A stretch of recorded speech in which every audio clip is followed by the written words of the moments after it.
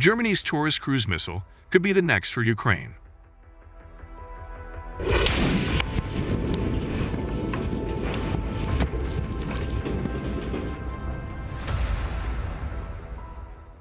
It emerged today that Germany could follow the United Kingdom's lead and provide Ukraine with conventionally armed cruise missiles in the form of the air-launched Taurus KDPD-350, according to at least one member of Berlin's federal parliament.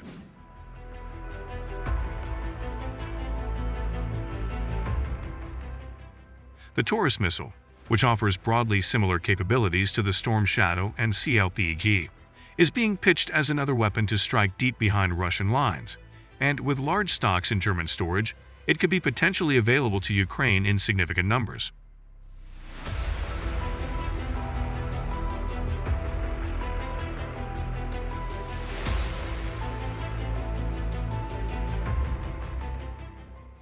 Roderich Kieswetter of the Christian Democratic Union, CDU, a member of the federal parliament since 2009 and a former general staff officer, is now pushing for Germany's coalition government to approve the transfer of Taurus to Ukraine.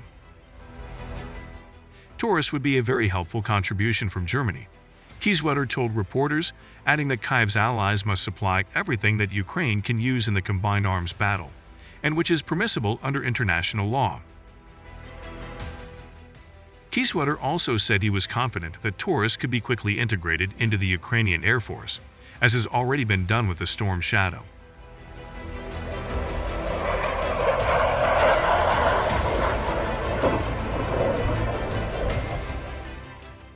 It's clear, however, that the United Kingdom's delivery of an undisclosed number of Storm Shadows to Ukraine and France's promise of the very similar SCALP-EG is prompting thought among German lawmakers about a similar transfer of Taurus missiles. According to reports, the German military acquired around 600 Taurus missiles, of which only around 150 are kept at operational readiness at any given time. Each of those missiles cost around $1 million around 10 years ago.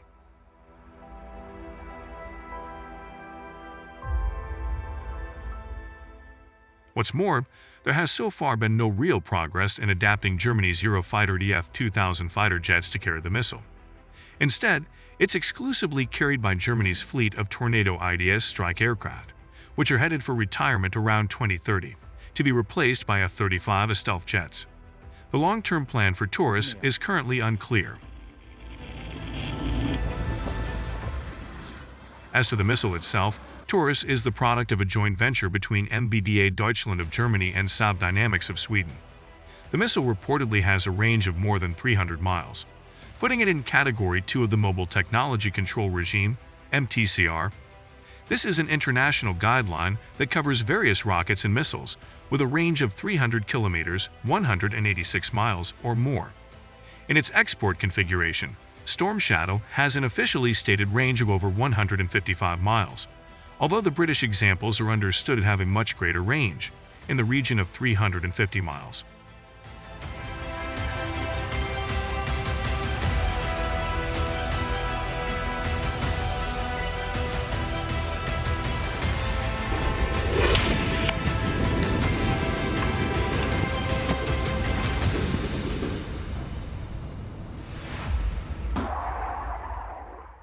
Designed to penetrate air defenses via a very low-level terrain following flight, the turbojet-powered Taurus missile carries a 1,060-pound dual-stage warhead, known as Mephisto.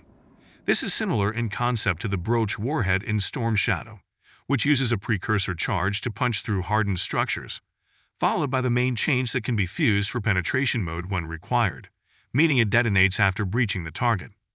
The Mephisto warhead can even be programmed to detonate on a specific pre-selected floor of a given building.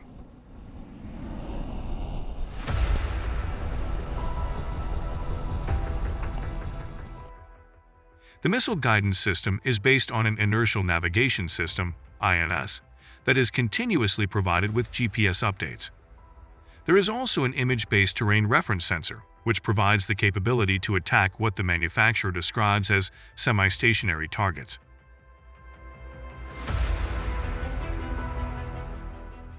The United Kingdom has confirmed that Ukraine has already used the Storm Shadow in combat, and depending on the number of these missiles delivered, the stocks could become depleted fairly rapidly, especially as Ukraine seeks to target rear areas of the battlefield.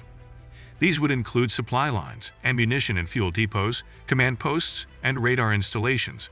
You can read more about the potential target sets for Ukraine's air-launched cruise missiles in our previous report on the Storm Shadow's capabilities.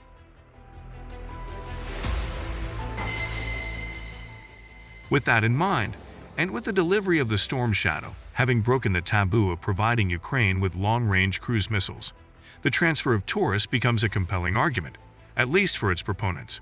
In particular, it seems that Germany has hundreds of these missiles stored, with little prospect that it will require them for operational use anytime soon.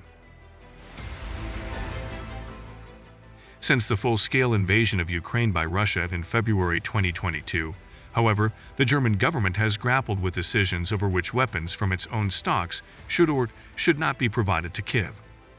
Most notably, the issue of approving the transfer of Leopard 2 main battle tanks from the stocks of third-party countries became an intense subject of debate. Ultimately, Berlin gave the green light to other countries supplying these tanks to Kyiv, and then provided 18 Leopard 2A6 variants from its own stocks. Thank you to the world for all that you do for us. Glory to Ukraine. Glory to the heroes. Slava Ukraini. Should Germany approve the transfer of Taurus, it's possible that more examples of the missile could be supplied by Spain, which acquired the weapon to arm its fleet of EF-18 Hornet fighter jets. There is a precedent for this, with France following up the United Kingdom's Storm Shadow deliveries with a commitment to supply Ukraine with the SCALP-EG missile from its own stocks.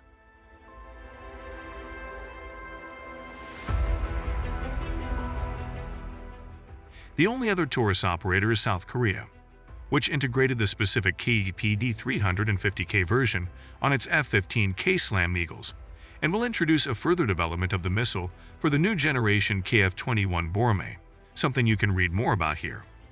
MBDA also says the Taurus missile can also be easily integrated on the F-16, which is something that might be of particular interest to Ukraine in the future, with a multinational pilot training program for that type quickly taking shape amid moves to source these aircraft for the Ukrainian Air Force.